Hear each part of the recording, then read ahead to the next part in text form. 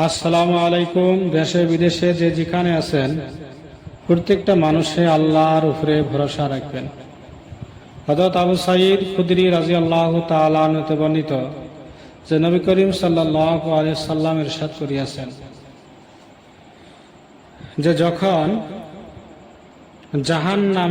যারা জাহান্নামী হব আর যারা জান্নাতি হব, জান্নাতীরা জান্নাতে চলে যাব এবং জাহান্নামীরা জাহান্নামে চলে যাবে।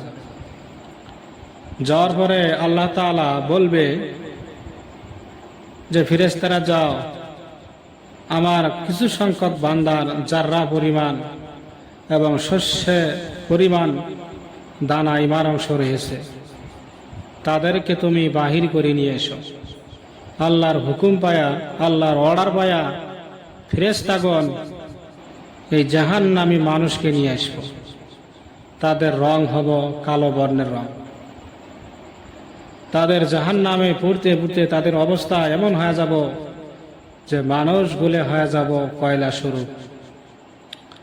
আল্লাহ তাআলা তখন বলবো যে আমার এই বান্দাগুলিকে তোমরা হাউজে কাউসারের মধ্যে গোসল দিয়ে দাও।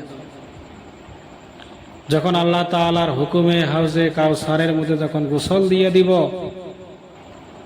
তখন তাদের চেহারা, তাদের সৌন্দর্য এতটুকু বৃদ্ধি পাব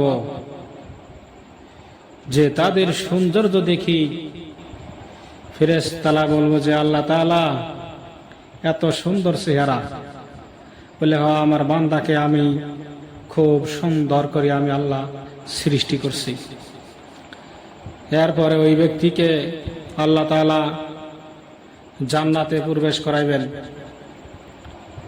জান্নাতে প্রবেশ করার পরে পরে সে ব্যক্তি আল্লাহর কাছে প্রশংসা করবে যে আল্লাহ,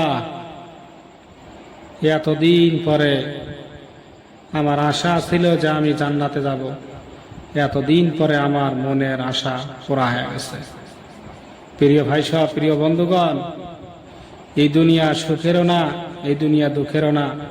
আল্লাহ পাক সুখ রাখছে জান্নাতে, আল্লাহ পাক কঠিন দুঃখ রাখছে জাহান্নামে।